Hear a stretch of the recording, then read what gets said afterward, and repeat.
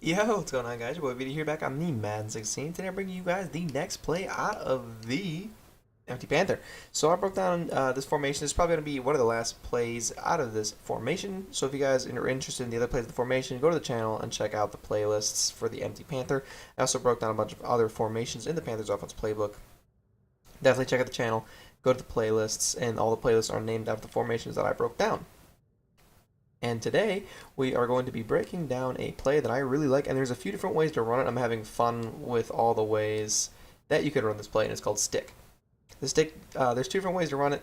Actually, like 1,000 different ways to run it. You can stand in the pocket and throw dots. You can roll outside. You can roll outside the other way. It's kind of, it's. I'll explain that in a second. But we're just gonna pick stick. We're gonna pick a random play because it's gonna work against man and zone. And basically, no adjustments to either way you run this play. You snap the ball, you stand in the pocket, or you scramble. For the first couple times, we are going to stand in the pocket. But I do want to show you guys that you could definitely roll out. You're going to see this. I've been running this play like 1,000 times, and there's a few different reads that I like to make when I roll out.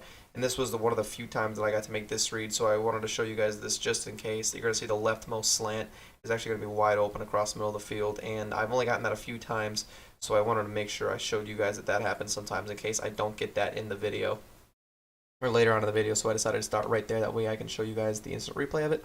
So for the first few times, I'm just gonna snap it, stay in the pocket, and make my reads. So when I snap the ball, I'm immediately looking at the right side. I'm looking at A and I'm looking at RB. I'm gonna hit the one that's open between those two. If none of those, if neither of those two receivers are open, then I'm looking at my Y and my X. So let's snap the ball, and we are going to see that my A receiver is open. So I'm going to go ahead and get the ball to my A receiver. Really just as simple as that. Snap the ball again. We're going to see that the A receiver is open, so we're going to hit the A receiver. Very, very simple. You know, we're just going to keep doing this a few times. Snap the ball, and this time it's going to be the RB receiver that's open, so we're going to hit our RB receiver. Kelvin Benjamin's going to whiff on his block, and then we're going to crawl out of bounds for some reason. It really is that simple. Sometimes they're all going to be covered over there. You're going to hit the slant. I'm going to hit the slant no matter what this time. See, there we go. That time we hit the slant. Our X, our A, and our RB were both open at one point, but I wanted to show you guys that you can hit the slant. Sometimes everyone's going to be covered over there, so you have no choice but to slant across the middle. Sometimes you're going to have to quick snap it like that, and that definitely wasn't a read that you want to make. But sometimes, if it's open, you definitely want to hit it. But usually you're looking at A and RB. If neither of those guys are open, then you're looking at X and Y. I'm going to snap it. I'm actually going to be man covers, and I usually like to hit the slant and man covers anyways, because it's usually slants get open better against man covers than that little option route does. So we're actually going to hit the slant again. Our A receiver was definitely open, but we decided to hit the slant because why not? Usually if you have the chance between hitting the slant or hitting the A receiver, it's usually better to hit the slant because the slant has had forward momentum, so they're going to be able to rack it a little bit better, as the A is standing still for the most part. So now I'm going to show you guys what it looks like whenever you roll out. So basically I'm going to snap the ball, and I'm going to roll out to the right as soon as I get the ball. If you notice that someone off the right edge, anyone on the right is blitzing, then definitely don't roll out. You're going to have to stand in the pocket and throw, make a nice clean throw. So we're going to snap the ball. No one's blitzing on the right, so we're actually going to roll out. We're going to hit RB as he goes downfield, and that's what you're going to find is going to happen a lot. He's only going to turn and run straight upfield if you roll outside of the pocket. And I'm going to show you guys right now what I'm talking about. So this receiver right here, he's really running an out route. But for some reason, whenever you scramble outside of the pocket, after he hits the sidelines, the end of his route, he's going to turn and run upfield, and he's going to be open. If there's no purple zone, he's going to be open here. If it's man coverage, he's going to be open here because no one's going to be able to keep up with him after he cuts, and he's going to be wide open deep down the field.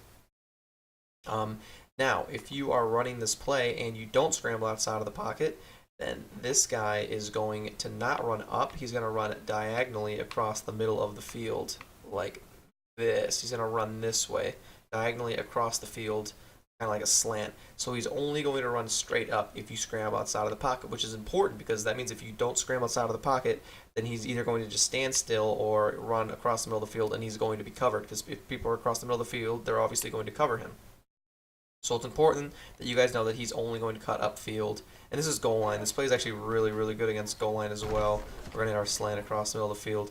And if if this was goal line, we were actually on the 2-yard line of a 2-point conversion or something, that would definitely be a touchdown or your 2-point conversion. Stick is definitely good at running the goal line. It's the same general concept. You snap the ball, looking at A and RB, and if either of those guys are open, you're hitting X or Y.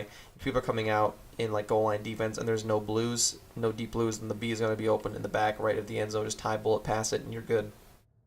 But let's just go ahead. See, this time we seen that the guy was blitzing over there, so we didn't scramble. And even though he got picked up and chop blocked right away, it's better to not scramble just in case they get a block shed as soon as you start to run. So I'm actually going to show you guys the replay.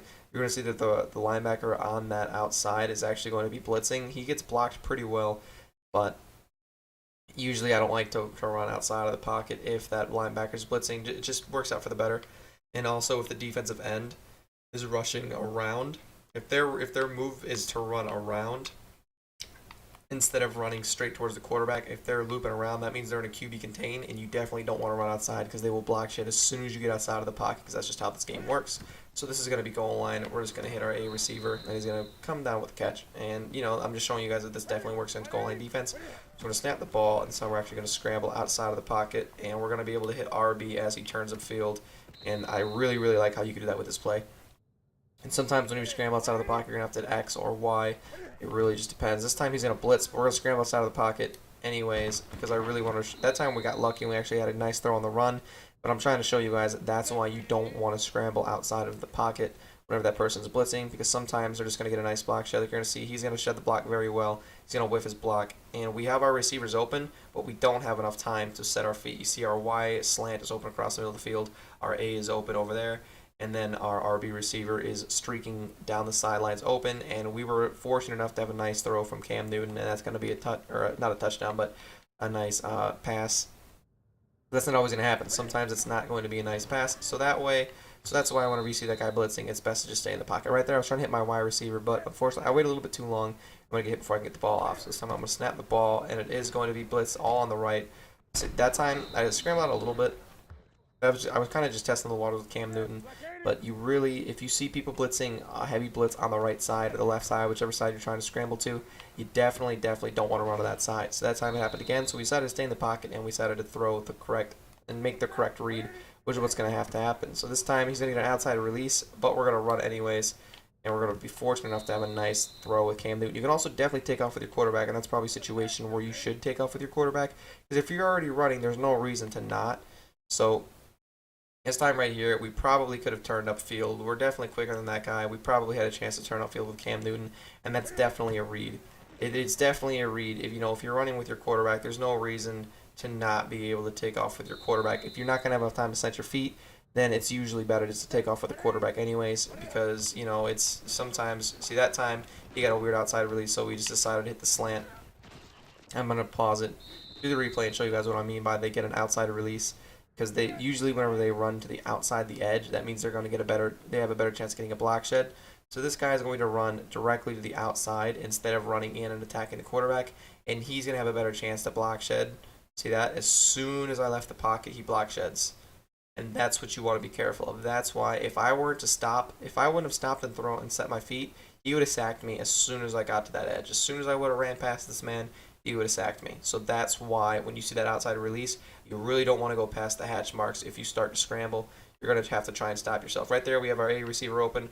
We also have our B receiver open if we were to bullet past that. If we were to high bullet past that by holding down LB or L1, we could definitely hit our B receiver down there on the sideline. So I'm going to run the play one more time. And we're actually going to scramble outside of the pocket. And we're going to try and hit our slant, but we didn't get to set our feet. So I'm going to run the play again. I don't know. I just like to scramble in this play.